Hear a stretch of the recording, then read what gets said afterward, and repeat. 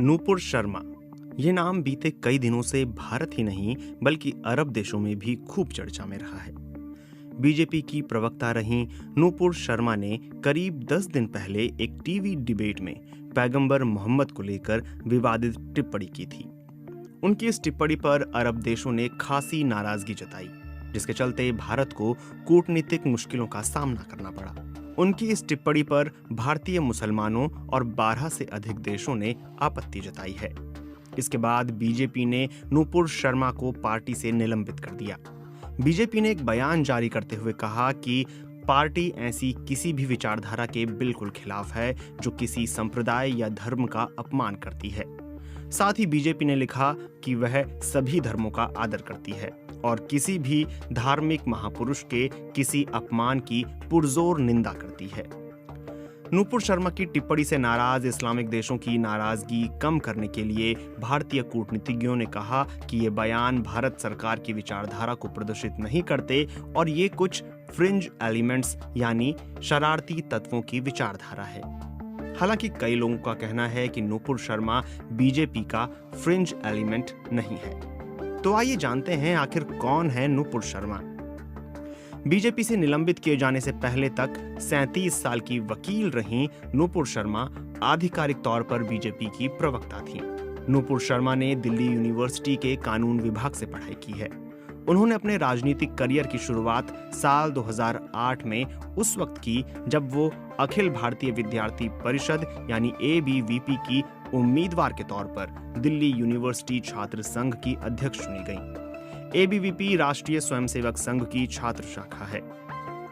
London school of economics के international business law में masters करने के बाद वो भारत लौटी, जिसके बाद साल 2011 में उनके राजनीतिक करियर का ग्राफ तेजी से आगे बढ़ने लगा।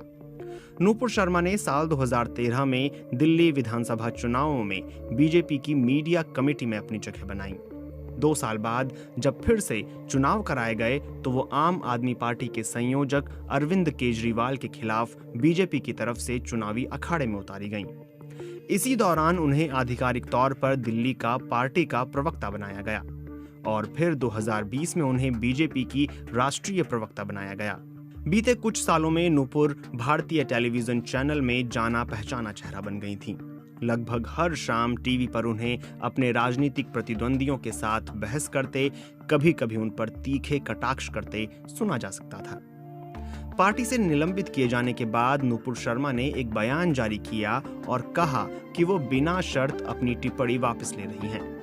हालांकि उन्होंने अपनी टिप्पणी को सही ठहराते हुए यह दावा भी किया कि मेरे सामने बार-बार इस प्रकार से हमारे महादेव शिव जी के अपमान को मैं बर्दाश्त नहीं कर पाई और मैंने रोष में आकर कुछ बातें कह दी। कई विपक्षी दलों ने नूपुर शर्मा को गिरफ्तार करने की मांग भी की है। जिन राज्यों में विपक्षी दलों की सरकार है वहां उनके खिलाफ मामला दर्ज कर जांच भी शुरू की गई है। हालांकि इस बीच दिल्ली पुलिस ने एक चरमपंथी समूह के हत्या की धमकी के कारण बताते हुए नूपुर शर्मा की सुरक्षा बढ़ा दी है। वैसे पार्टी से निलंबन के बाद कुछ हलकों में नूपुर शर्मा का समर्थन भी बढ़ा है। सोशल मीडिया पर आई सपोर्ट नूपुर शर्मा और टेक बैक नूपुर शर्मा जैसे हैशटैग रोज ही ट्रेंड कर रहे हैं। हजारों लोग उनकी तारीफ भी कर रहे हैं। कुछ लोगों का कहना है कि नूपुर शर्मा से पहले भी कई नेताओं ने विवादित टिप्पणियां की हैं, लेकिन ऐसा कर वो बच निकले हैं। तो जरूरी नहीं कि ये विवाद उसे सुनने के लिए ट्रांसफर किया है, तो रोक क्यों नहीं लगाई?